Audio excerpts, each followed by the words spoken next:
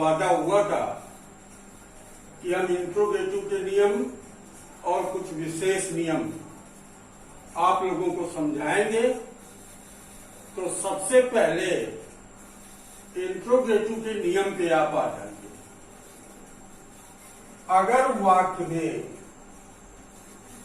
Who आ जाए active voice में, तो पैसिव वॉइस बनाने का नियम यह है कि सबसे पहले आप बाई हुम का प्रयोग कीजिए, तत्पश्चात हेल्पिंग वर्ब का प्रयोग कीजिए, इसके बाद ऑब्जेक्ट का प्रयोग कीजिए और अंत में वर्ब की थर्ड फॉर्म का प्रयोग कीजिए। ठीक है। दूसरा है कि अगर एक्टिव वॉइस में हुम आ जाए तो उसका पैसिव वॉइस कैसे बनेगा? सबसे पहले हु आ जाएगा, क्योंकि हुम का सब्जेक्ट क्या होता है? हु, और ऑब्जेक्ट को ही सब्जेक्ट बनाया जाता है।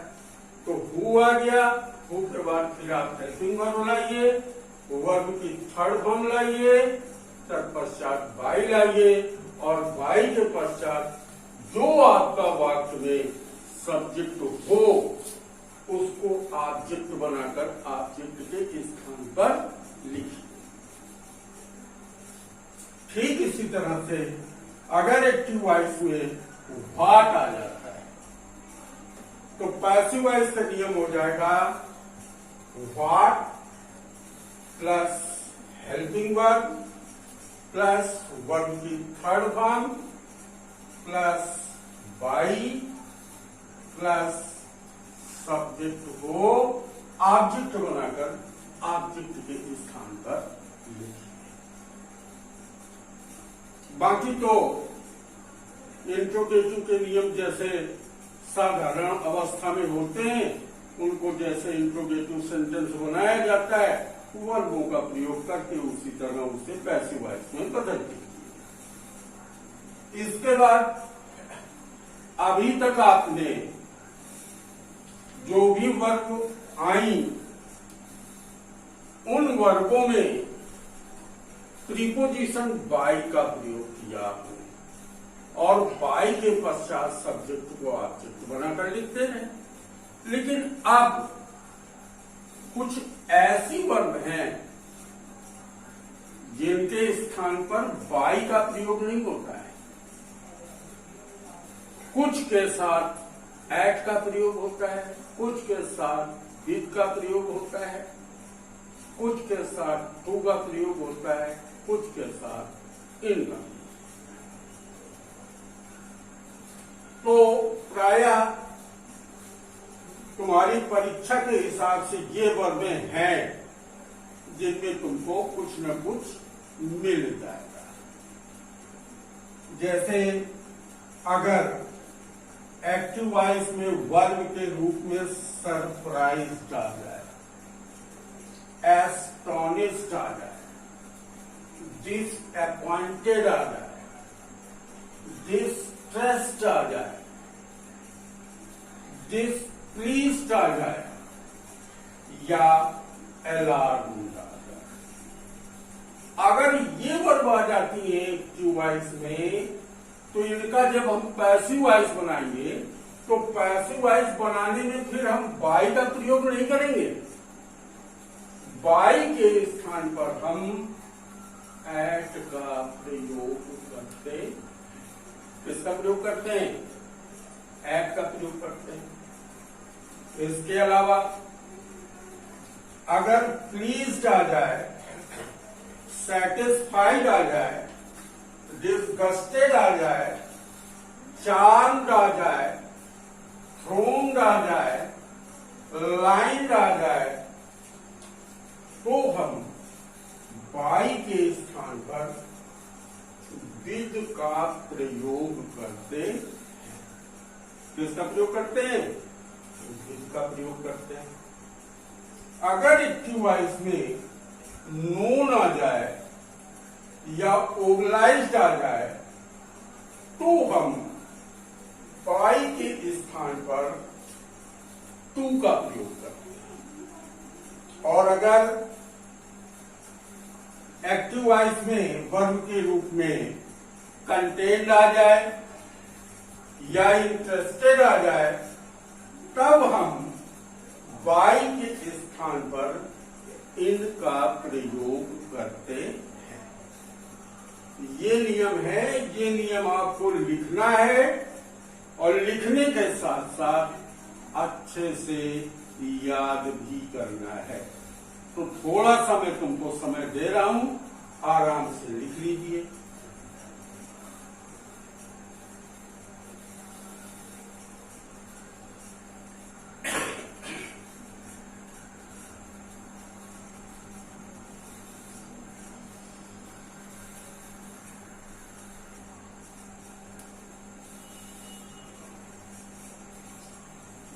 देखिए भाई, जो भी बच्चा इन नियमों को न लिख पाया हो तो पॉज करके लिख ले। अब हम आगे चलते हैं। कितने नियम आपके हो गए?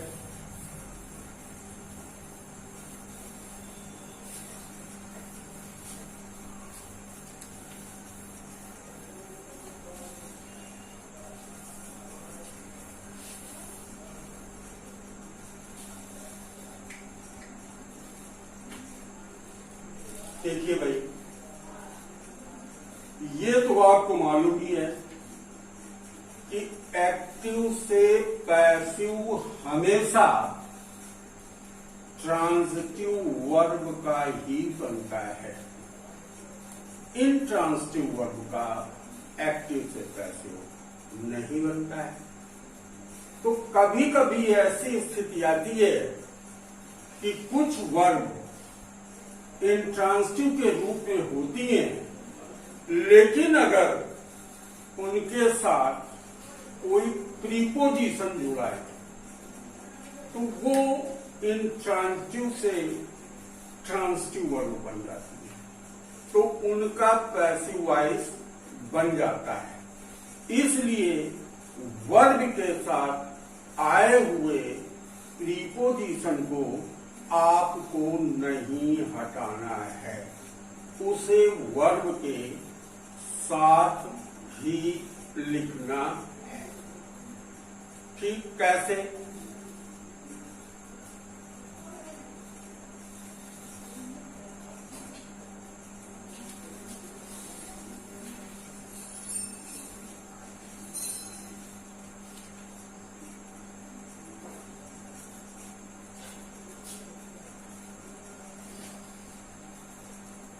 अब ये देखिए, ही लाफ्ड एट मी। वर्ब केवल क्या है? लाफ्ड, लेकिन लाफ्ड के साथ प्रीपोजिशन क्या जुड़ गया? एट। तो आप जब पैसिव वॉइस बनाएंगे तो लाफ्ड के साथ आए हुए एट को आपको हटाना नहीं है। ठीक है? तो पैसिव वॉइस क्या बन जाएगा? He laughed at me है। तो अब मी का सब्जेक्ट क्या हो जाएगा? आई। पास्ट इंडेफिनिट का है तो हो जाएगा व्हाट। इसके बाद वर्ब की थर्ड फॉर्म ले आइए।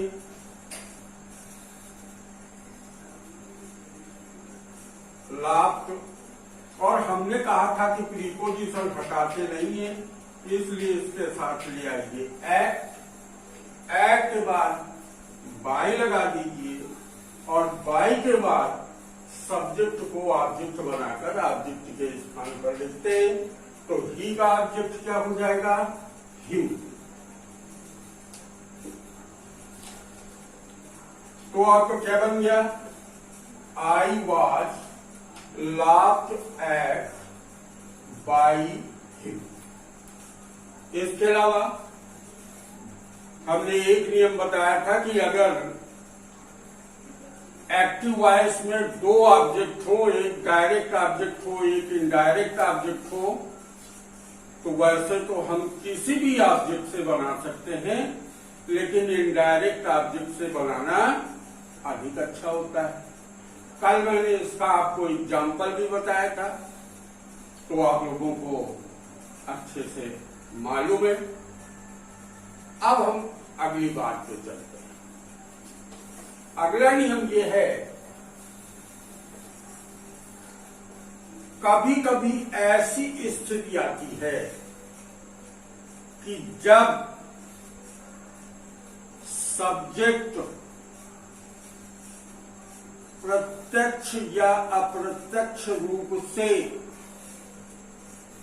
पैसिव वॉइस बनाने में उसके लिखने की आवश्यकता नहीं होती है। क्यों? क्योंकि वह सब्जेक्ट प्रत्यक्ष रूप में होता है या अप्रत्यक्ष रूप में होता है, जिसको सभी लोग जानते हैं। जब सब लोग सब्जेक्ट के बारे में जानते हैं तो फिर उसे हमें ऑब्जेक्ट बनाकर लिखने की आवश्यकता नहीं होती, चाहे प्रत्यक्ष रूप से हो और चाहे अप्रत्यक्ष रूप से हो। देखिए,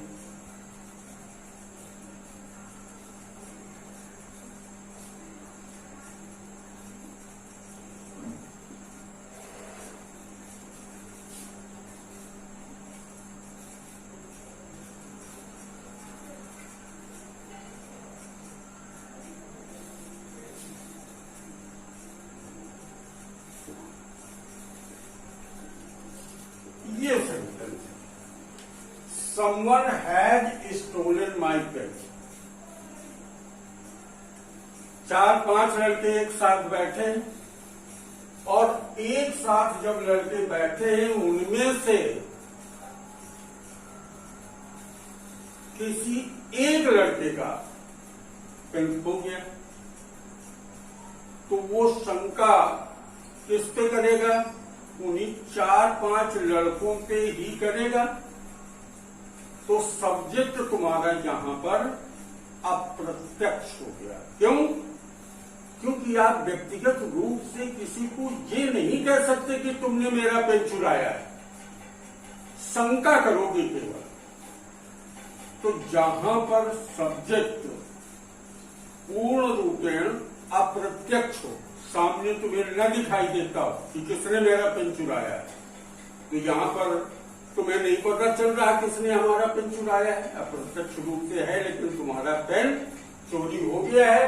कि someone has stolen my pen, किसी ने मेरा पेन चुराया है। तो सब्जेक्ट क्या हो गया? अप्रत्यक्ष हो गया, तुम्हें मालूम ही नहीं कि किसने चुराया है। तो आप इसका पैसिव वॉइस बनाएंगे तो क्या हो जाएगा?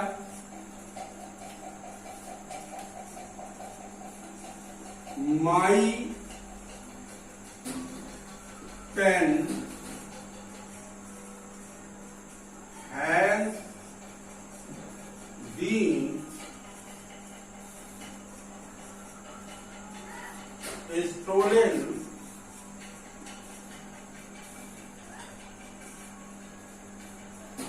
बाई। अब बाई के बाद ये समवन आया है, तो बाई हम इसको ऑब्जेक्ट बनाकर लिखेंगे नहीं लिखें? नहीं लिखेंगे, क्योंकि अभी हमने आपको बताया कि सब्जेक्ट अप्रत्यक्ष रूप से हो या प्रत्यक्ष रूप से हो, तो बाई के बाद उसे ऑब्जेक्ट बना करके लिखने की जरूरत नहीं है। इसलिए हम केवल इतना कह देंगे कि माई पेन हैज बीन स्टोलन। ये तो बात मैंने उन लोगों के लिए बताई जो लड़के पढ़ने में होशियार हैं, और जो लड़के कमजोर हैं, जो प्रत्यक्ष और अप्रत्यक्ष रूप से सब्जेक्ट को समझ ही नहीं पाते कि ये सब्जेक्ट प्रत्यक्ष रूप का है कि अप्रत्यक्ष रूप का है, तो ऐसे बच्चे बाई समवन लिख भी सकते हैं। ऐसे बच्चे बाई समवन लिख भी सकते हैं। लेकिन जो होशियार बच्चे हैं, जिनमें ये क्षमता है कि ये सब्जेक्ट प्रत्यक्ष रूप का है कि अप्रत्यक्ष रूप का है, तो उनको बाई संबंध लिखने की जरूरत नहीं। केवल आप इतना लिख दीजिए कि माई पेन हैज बीन स्टोलन। और एक उदाहरण देख लीजिए।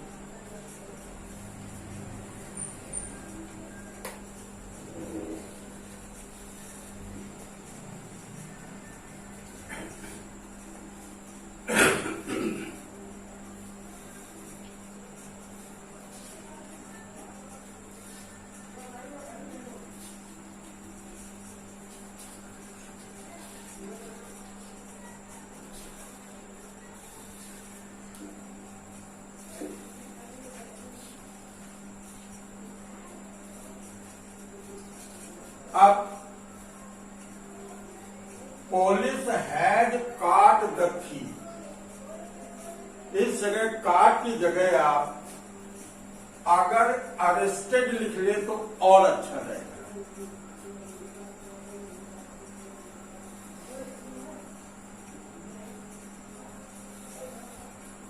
The police had arrested the thief, ऐसा। तो जहां पर आपका सब्जेक्ट प्रत्यक्ष रूप का है कि अप्रत्यक्ष रूप का है? प्रत्यक्ष रूप का है। क्यों? क्योंकि दुनिया जानती है कि चोरों को पकड़ने का काम कौन करता है? पुलिस करती है। तो ये सब्जेक्ट कैसा हो गया? प्रत्यक्ष रूप का हो गया। और पहले वाले वाक्य में सब्जेक्ट कैसा था? अप्रत्यक्ष रूप में था। और दूसरे वाले वाक्य में सब्जेक्ट कैसा है? प्रत्यक्ष रूप में। तो इसका आप पैसिव वॉइस कैसे बनाएंगे? इसका पैसिव वॉइस बनाएंगे आप the thief has been arrested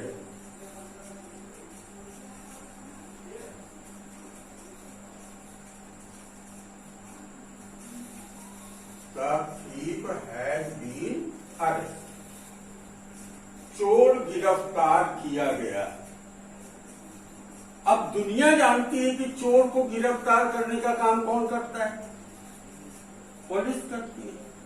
तो अब हमें मालूम हो गया कि चोर को गिरफ्तार करने का काम पुलिस करती है, तो ये प्रत्यक्ष रूप का सब्जेक्ट हो गया।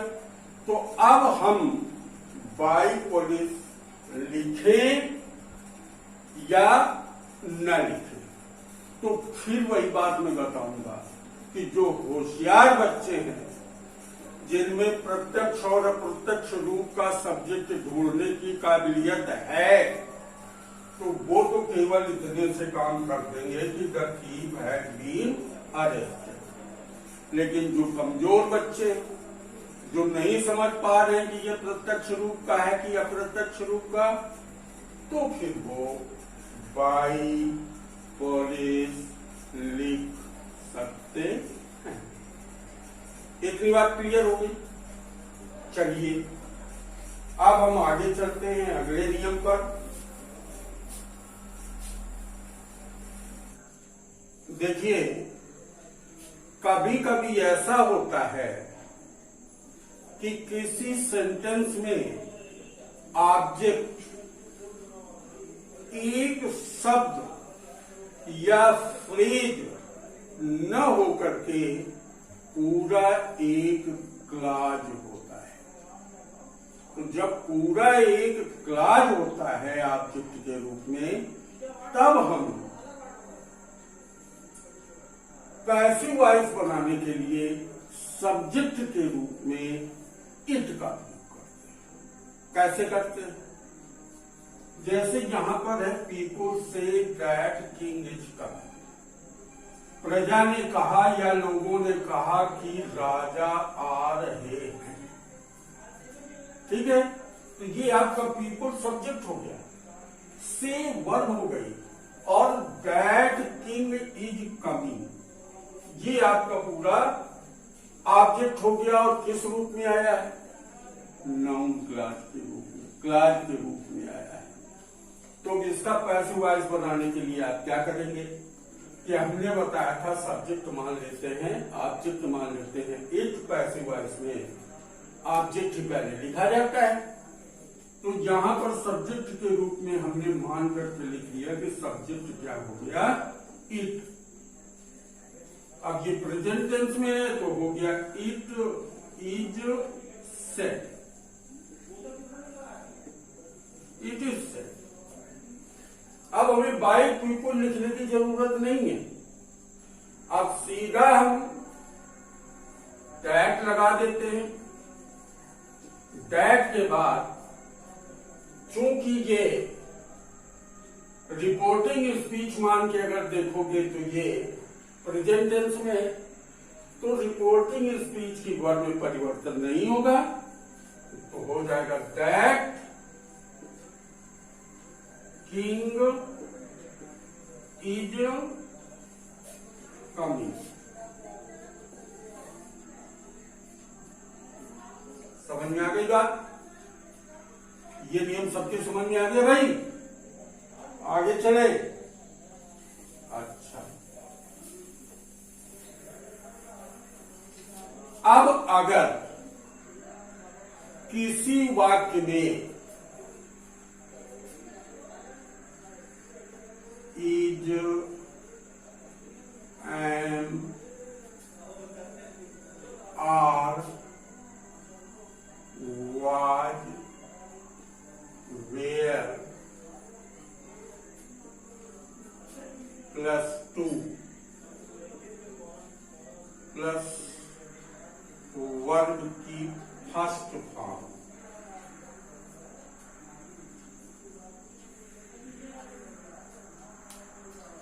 अगर किसी वाक्य में जो एक्टिव वॉइस के रूप में, किस वॉइस के रूप में?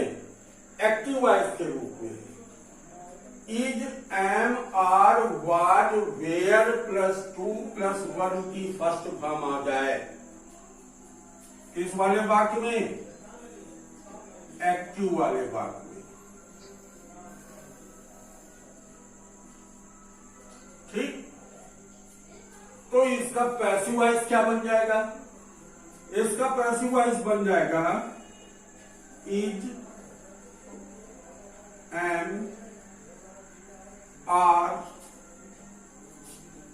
Was were +2 plus be plus verb की थर्ड। तो ये कायदा नियम हो गया, ये नियम हो गया आपका पैसिव वॉइस का। जैसे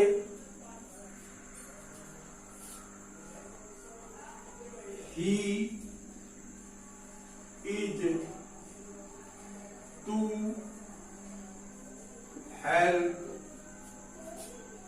देखिए, मैंने बताया था कि अगर किसी एक्टिव वॉइस वाले सेंटेंस में is am are was were +2 plus verb की फर्स्ट फॉर्म हो, तो पैसिव वॉइस में is am are was were +2 plus be plus verb की थर्ड फॉर्म का प्रयोग करते हैं। ये तुमको मालूम है कि यहां पर इज था एक्टिव वॉइस में, इज आ गया। इसके बाद टू था, टू आ गया। इसके बाद वर्ब की फर्स्ट फॉर्म थी, वर्ब की फर्स्ट फॉर्म होगी। अगर इस तरह का सेंटेंस हो एक्टिव वॉइस में, तो इसका पैसिव वॉइस बनाने का नियम होता है is am are was were +2 plus be plus verb की थर्ड फॉर्म। तो देख लीजिए, ऑब्जेक्ट इसमें क्या है? मी। तो मी का सब्जेक्ट क्या हो जाएगा? आई। अब आई के साथ is am are was were में क्या आएगा? एम आएगा। तो एम लिख दीजिए, आई एम इसके बाद टू लगा दीजिए, तो टू आ गया। बी लगा दीजिए, बी आ गया। तो वर्ब की थर्ड फॉर्म लगा दीजिए, तो हेल्प हो जाएगा। इसके बाद बाई हो गया। अब सब्जेक्ट क्या है? ही, तो इसका ऑब्जेक्ट बनाकर के लिखोगे तो क्या हो जाएगा? हिम। तो क्या बन गया? I am to be help by him. ठीक ठीक इसी तरह से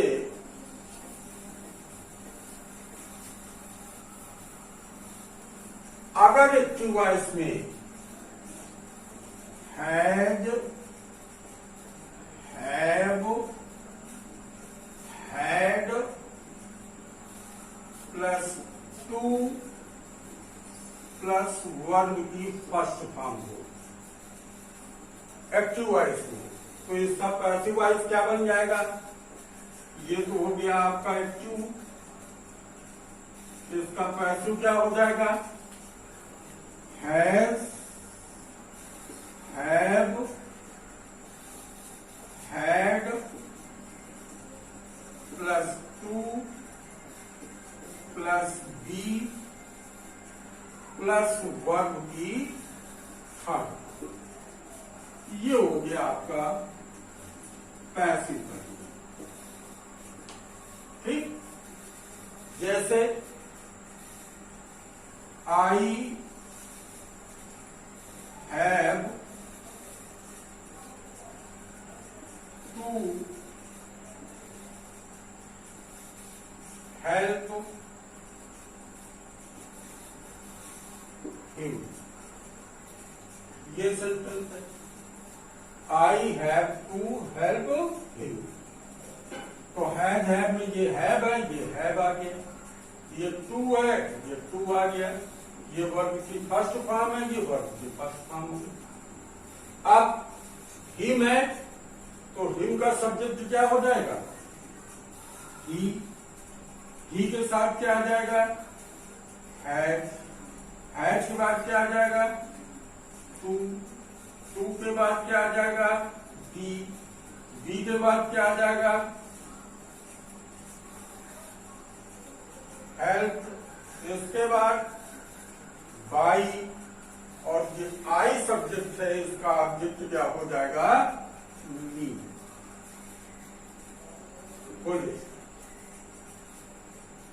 तो ये जो है आपके असर्टिव और इंट्रोगेटिव और टू बी के नियम, टू के नियम जिसको पैसिव वॉइस में टू बी के नियम भी कहते हैं, ये आज आप लोगों ने पढ़ा है। अगर आपको ये चैनल अच्छा लगता है, ये लेक्चर, ये नियम अच्छे लगते हैं, तो आप रचित ट्यूटोरियल में लाइक करें, शेयर करें, सब्सक्राइब करें। धन्यवाद।